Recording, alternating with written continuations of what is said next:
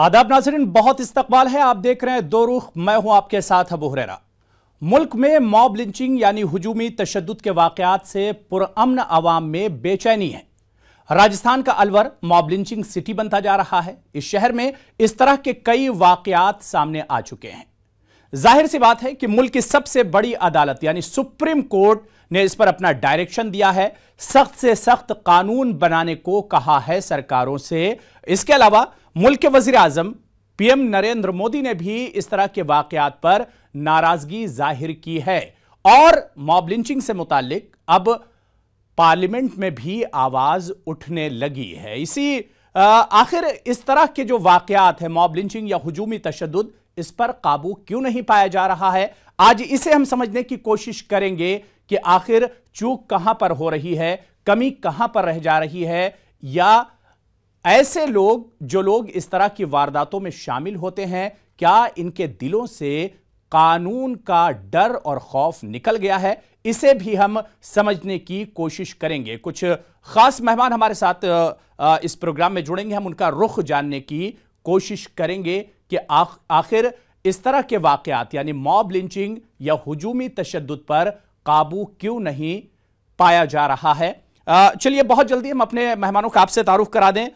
इस वक्त हमारे साथ सामाजिक कारकुन एक्टिविस्ट तहसीन पूनावाला हमारे साथ जुड़े हुए हैं और तहसीन पूनावाला पिटिशनर भी हैं इस मामले को लेकर। सुप्रीम कोर्ट में आपकी ही अर्जी पर सुप्रीम कोर्ट में सुनवाई हुई थी, जिस पर सख्त बरहमी सुप्रीम कोर्ट ने जाहिर की है। तहसीन पूनावाला, बहुत इस्तकबाल है हमारे इस प्रोग्राम में आपका।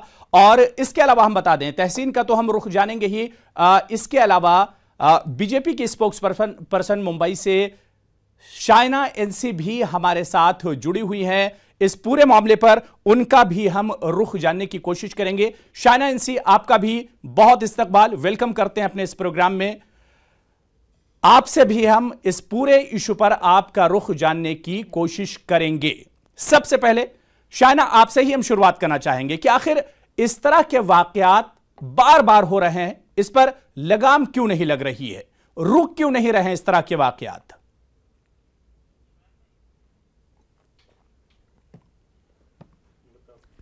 देखिए, सबसे पहले तो हमारे प्रधानमंत्री ने एक बार नहीं बहुत मर्तबा कहा है कि कोई भी विजिलेंटिज्म हो, कोई भी समाज के ठेकेदार हो, उनके प्रति हम कोई पॉलिटिकल इंसुलेशन नहीं देना चाहते हैं और स्वाभाविक रूप से उनको सज़ा मिलनी चाहिए कानूनी तौर पे। अब जो ये साबित करना पड़ता है कि कौन क्यों ऐसे मॉब वायलेंस कर रहे हैं, मुझे लगता है कि इसमें दो चीज़ स्पष्ट करने की आवश्यकता है। एक कि 2014 से कोई भी कम्युनल रायट नहीं हुआ है इस देश में। अनफॉर्चुनेटली आज सोशल मीडिया इस ढंग से फैला हुआ है कि जहां फेक न्यूज़ हो, व्हाट्सएप मैसेजेस हो, कहीं रूमर्स कहें, कहीं लोग भड़का रहे हैं, कोई समाज का ठेकेदार अपने आप को उजागर करना चाहते हैं, तो शायद ऐसे अफवाहें के निमित्त भी लिंचिंग्स हुए हैं और हम इसका खंडन करते हैं। एडमिनिस्ट्रेशन ने जो कार्रवाई करनी चाहिए थी, इन्वेस्टिगेशन करनी थी, बहुत केसेस में हम उपलब्धि और सफलता के साथ गुनहगार को पकड़ सकें। लेकिन मैं एक लार्जर पॉइंट रेज करना चाहती हूँ कि जब कोई मॉब वायलेंस होता है, हर एक चीज प्रशासन के ऊपर नहीं डालना चाहिए, बल्कि एक नैतिक जिम्मेदारी बनती है वो बाईस्टैंडर का, वो समाज में जो देख रहे हैं कि उनको भी अपनी आवाज़ उजागर करके सही ढंग से देखें कि ये सिचुएशन कंटेन किया जाए। तो I think there is a moral and a legal responsibility of the bystander as well which we must not disrespect. और आदरणीय सुप्रीम कोर्ट के जो फाइंडिंग्स हैं उसका हम सम्मान करते हैं। हम सिर्फ ये कार्रवाई करना चाहेंगे कि हर एक प्रदेश देखें कि क्योंकि लॉ एंड ऑर्डर एक स्टेट सब्जेक्ट है, जहां 21 से ज़्यादा प्रदेश हमारे भारतीय जनता पार्टी के हैं, वहां जो सज़ा देने की आवश्यकता है वो जल्द से जल्द हो और एविडेंस के आधार पे और कोई अफवाहें के आधार पे नहीं। तो लेट्स नॉट बी जजमेंटल। आप नहीं तय कर सकते हैं कि कौन गुनहगार हैं केस में, एविडेंस के आधार पे पता चलता है कि कौन गुनहगार हैं और उनको सजा मिलनी चाहिए। बिल्कुल तहसीन, इस पर अब आपका रुख भी हम जानने की कोशिश करेंगे क्योंकि आप खुद पिटिशनर हैं, अर्जी गुजार हैं। तहसीन, एक तरफ तो सुप्रीम कोर्ट डायरेक्शन देता है, सख्त नाराजगी जाहिर करता है, और दूसरी तरफ स्वामी अग्नेश जैसे शख्स पर एक तरह से भीड़ हमला करती है। इसके अलावा अलवर में फिर एक शख्स को मार दिया जाता है। ऐसे में तहसीन, आपका रुख क्या है कि इस तरह की वाकयात क्यों नहीं रुक रहे हैं? ये इसलिए नहीं रुक रहे हैं क्योंकि प्रशासन नहीं चाहती कि ये रुके। अब मैं आपको इसका उत्तर बता देता हूँ। मेरी पिटीशन में माननीय सुप्रीम कोर्ट ने कहा है कानून बनना चाहिए। कानून, मासुका कानून, ऑलरेडी केटीएस तुलसी नामक एक मेंबर ऑफ पार्लियामेंट ने राज्यसभा में इंट्रोड्यूस किया as a private member bill. Ravi Shankar Prasad ji केंद्रीय मंत्री ने उस कानून को देखा है और अब वे राजनाथ सिंह जी के पास गए जो इस देश के गृह मंत्री हैं। वज़ीर आज़म बार बार कहते हैं कि इस तरह की हिंसा नहीं होनी चाहिए, लेकिन ये हिंसा क्यों हो रही है? तो आप इस बात को समझिए। ये इसलिए हो रही है क्योंकि एक केंद्रीय मंत्री जाकर तिरंगा लहराता है उस व्यक्ति के शव पर जो एक अपराधी है। एक केंद्रीय मंत्री उस आदमी को फूल की माला पहनाता है जो कॉन्विक्टेड है, कोर्ट से कॉन्विक्टेड है, उसे केंद्रीय मंत्री फूल की माला पहनाते हैं। प्रशासन कैसे कार्य करेगी? जहां पर कार्य होना चाहिए वहां पर पुलिस जो विक्टिम्स है उन्हें अक्यूज बनाती है और जो अक्यूज है उनके साथ बैठकर चाय पे चर्चा करती है और अपनी मन की बात करती है। सवाल यहां पर धर्म का नहीं है। दिल्ली में प्रधानमंत्री के घर से 8 किलोमीटर दूर रविंद्र नाम का एक व्यक्ति, भीड़ ने उसकी हत्या कर दी महज इसलिए, रविंद्र वजीर आजम का फैन था, महज इसलिए क्योंकि उसने कहा स्वच्छ भारत अभियान चल रहा है, यहां पर आप पेशाब मत कीजिए, आप जाके शौचालय में पेशाब कीजिए। भीड़ ने उसकी हत्या कर दी। क्यों हो रहा है? क्यों यंग लोग, जवान लोग प्राचीन घटनाएं कर रहे हैं और इस प्राचीन घटनाओं के साथ वे मॉडर्न टेक्नोलॉजी का इस्तेमाल कर रहे हैं? क्योंकि कहीं ना कहीं इन्हें सुरक्षा दी जा रही है। इसके पीछे जो लोग हैं, जो मंत्री है, जिनका सियासती फायदा हो रहा है, उन पर कार्रवाई नहीं हो रही है। और मासूका में हम कहते हैं कश्मीर से लेकर केरल, वेस्ट बंगाल से लेकर गुजरात, जहां कभी ये घटनाएं होती है आप उन लोगों को जेल में डालिए। लेकिन मौजूदा हुकूमत क्या करती है? वेस्ट बंगाल का क्या, केरला का क्या, आप इसको वाटर बाउटरी में क्यों कर रहे हैं? हम जब सुप्रीम कोर्ट का जजमेंट सारे हिंदुस्तान पर लागू होता है, आप कानून क्यों नहीं ला रहे? आप क्यों उस कानून का गठन नहीं कर रहे? वो मूल सवाल है। जो लोग घटनाएं कर रहे हैं आप उनको जेल में क्यों नहीं डाल रहे? क्यों मंत्री उनके साथ बैठकर मन की बात कर रहे हैं? क्यों उनको फूल की माला पहना रहे? ये सवाल का जवाब है। ये सवाल का जवाब पूछिए आप। बिल्कुल बिल्कुल। शाइना, सुना आपने तहसीन को कि भाई कमी कहां है, कार्रवाई नहीं हो रही है।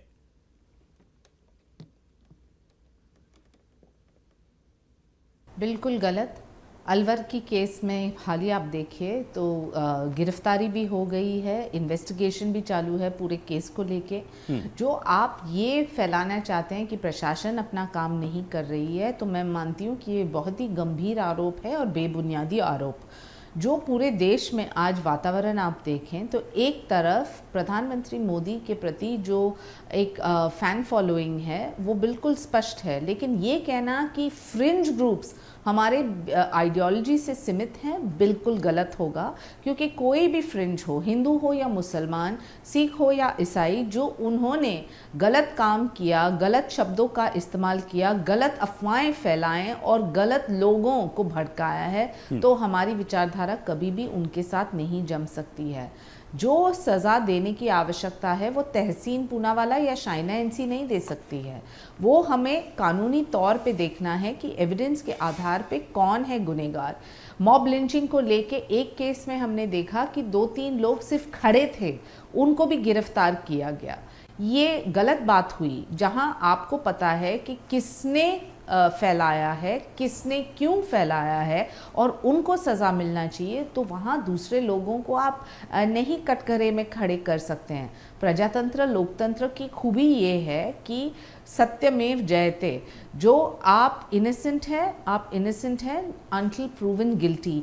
रही बात जो लोग ये फैलाना चाहते हैं कि देखिए ये प्रधानमंत्री के समर्थक थे, प्रधानमंत्री के समर्थक हो या उनको निषेध करने वाले, जो वो गुनहगार हैं तो कानून के आंखों में वो गुनहगार है। और इसलिए प्रधानमंत्री ने बार बार कहा है कि vigilantism and moral custodians of society will not be spared, will not be given political insulation and they will be brought to task. अभी ऐसे विशाल देश में जहां 125 करोड़ की आबादी है, जो कोई गलत इस्तेमाल करे टेक्नोलॉजी का, फैलाएं अफवाहें, फैलाएं गलत messages, fake news, WhatsApp messages etcetera, तो हमें ये भी देखना है कि हम नैतिक जिम्मेदारी किसके ऊपर ठहरा सकते हैं। प्रशासन को काम करना है, हाँ बिल्कुल, लेकिन आपकी मेरी भी जिम्मेदारी बनती है कि जो कुछ गलत हो रहा है तो हम हमारी आवाज भी उठाएं। जी, मैं शाइना जी से रुख रखता हूं कि प्रशासन पर आरोप लगाना ये बहुत ही गंभीर चीज है। क्या आप मेरी बात सुन सकते हैं? बिल्कुल बिल्कुल, आपकी आवाज आ रही है। जी जी, मैं शाइना जी से बिल्कुल इत्तेफाक रखता हूं कि प्रशासन पर आरोप लगाना बड़ी गंभीर चीज़ है, लेकिन मैं शाइना जी को बता दूं, राजस्थान सरकार पे आरोप मैं नहीं लगा रहा हूं। माननीय सुप्रीम कोर्ट ने अपने मेरे जजमेंट में कहा है, और सिर्फ जजमेंट में कहा नहीं है, शाइना जी गूगल पे चेक कर दीजिए, और साहब आप इनको भेज दीजिए लिंक। राजस्थान की सरकार पे पहले ही कंटेम्प्ट ऑफ कोर्ट डाला था सुप्रीम कोर्ट की गाइडलाइंस मेरे जजमेंट में ना फॉलो करने के लिए, और कल सुबह 10 बजे मैं फिर जा रहा हूं सुप्रीम कोर्ट और एक कंटेम्प्ट ऑफ कोर्ट माननीय राजस्थान की मुख्यमंत्री और राजस्थान सरकार पे डालने के लिए। तो ये मैं नहीं, राजस्थान की सरकार कह रही है। दूसरी बात, अलवर के केस में, कल के केस में आपने गिरफ्तार जिसको किया वो था विक्टिम, और गिरफ्तार करने के बाद उस विक्टिम को राजस्थान की महान पुलिस 4 घंटे बाद अस्पताल ले गई। 4 घंटे तक जो अक्यूज था उसके साथ बैठी, चाय पे चर्चा की, चाय के लिए रुकी, बाथरूम के लिए रुकी, और अस्पताल जो महज कुछ किलोमीटर की दूरी पे था 4 घंटे बाद ले गई। हालात ये हुई कि वो जो विक्टिम था वो मर गया रास्ते में।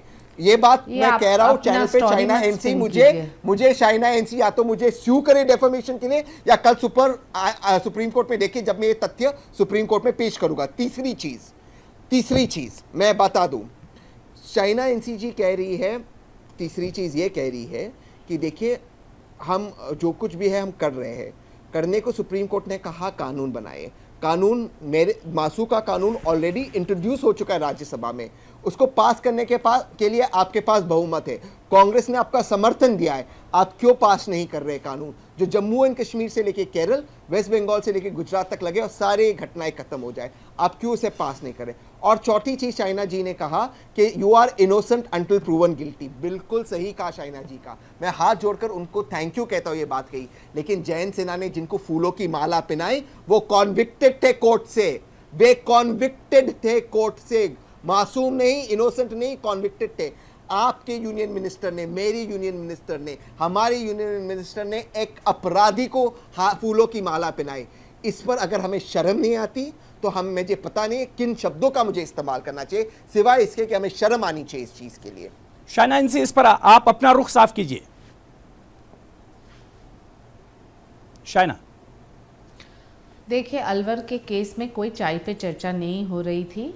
अफसोस की बात यह है कि अस्पताल पहुंचते पहुंचते ही वो गुजर गए, लेकिन मैं मानती हूं कि कार्रवाई में बिल्कुल साबित होगा कि ये हरकत किसने की। ऐसे कहना कि ये आपने पूरा मैन्युफैक्चर किया बिल्कुल गलत होगा।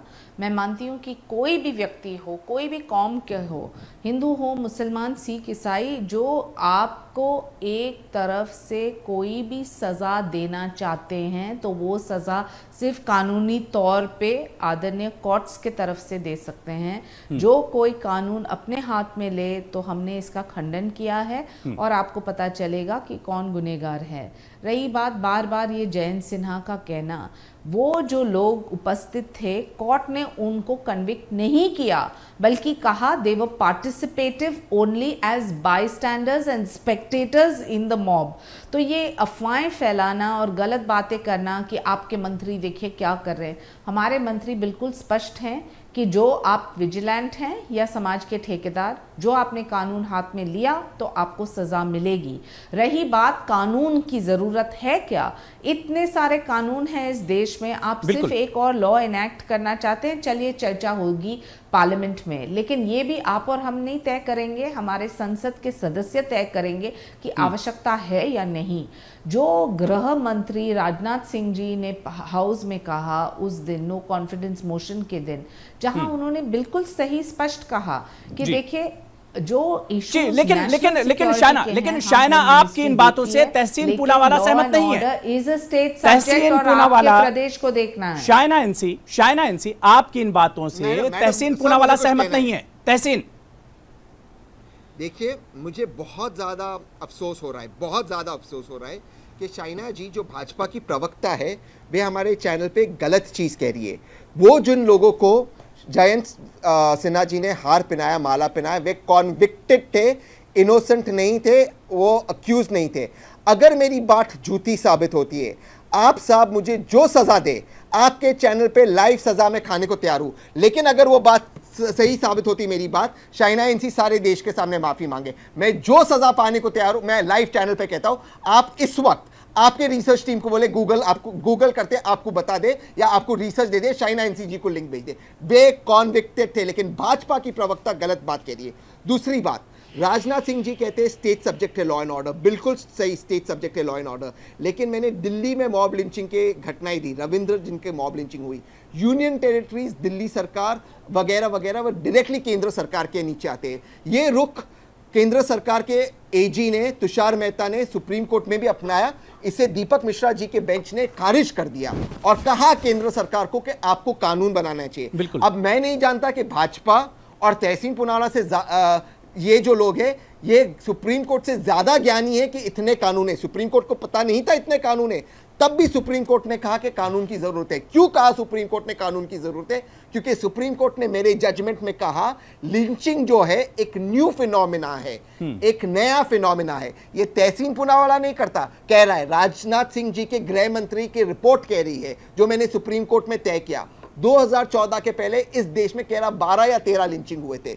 2014 के बाद 98% लिंचिंग बढ़ी है। मैं नहीं कह रहा हूं, गृह मंत्री की रिपोर्ट कह रही है। सुप्रीम कोर्ट ने इस रिपोर्ट को एक्सेप्ट किया, इसलिए लिंचिंग के लिए कानून बनना चाहिए। अब इसके जानकार भाजपा सुप्रीम कोर्ट से ज्यादा जानकार है, तो मैं हाथ जोड़ के भाजपा को नमन करता हूं। लेकिन फिर से दोहराता हूं, मैं लाइव जो सजा देने को तैयार हूं, क्या मानसून सेशन चल रहा है, क्या आपकी सरकार ड्राफ्ट करेगी लॉ, कानून लाएगी पार्लियामेंट में?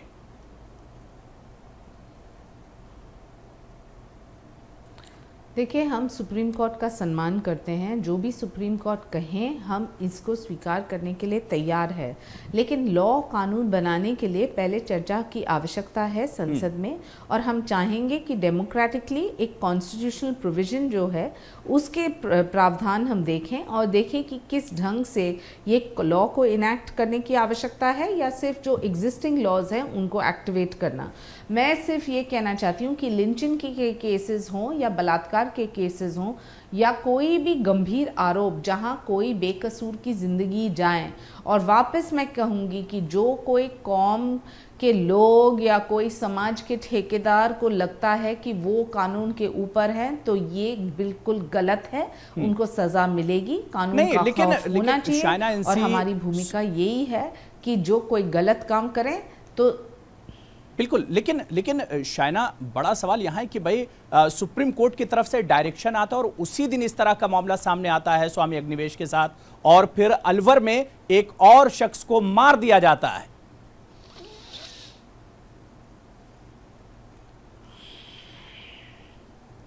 देखिए, अलवर में जो हुआ बहुत ही गंभीर और बहुत ही अफसोसजनक था, लेकिन ये कहना कि किसने किया है ये इन्वेस्टिगेशन के बाद ही आपको पता चलेगा। अफसोस की बात ये है कि victim lost life on way to the hospital, लेकिन हम ये मानते हैं कि भारत जैसे विशाल देश में चर्चा कीजिए, मुद्दे उठाइए, लेकिन कृपया अफवाहें मत फैलाइए।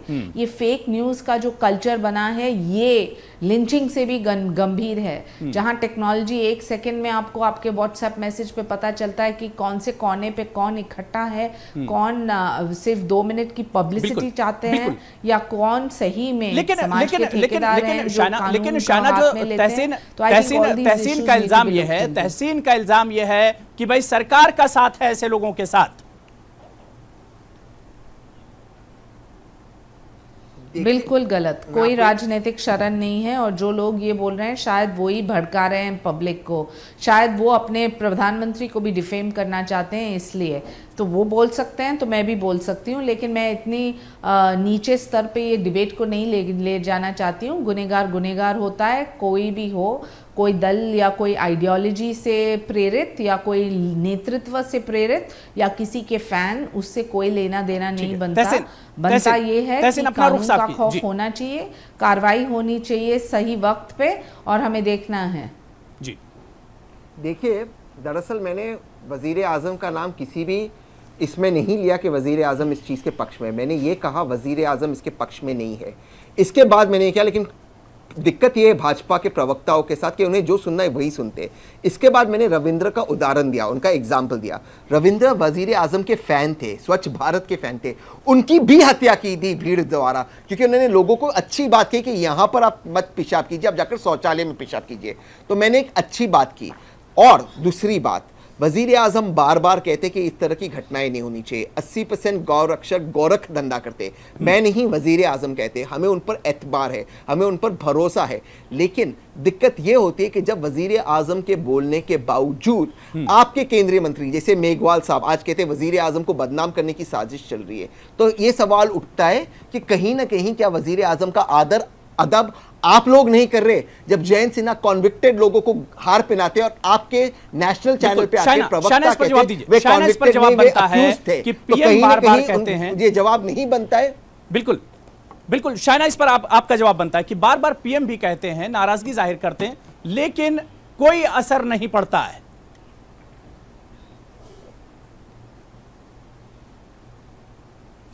देखिए, ये आपका वापस विश्लेषण बिल्कुल गलत है, और मैं आपको बोलती हूँ क्यों। मेघवाल जी का जो मुद्दा है, उन्होंने स्वयं स्पष्ट किया, और मैं उनको कोट करना चाहती हूँ ताकि कोई भी शब्द मेरे तरफ से न आए।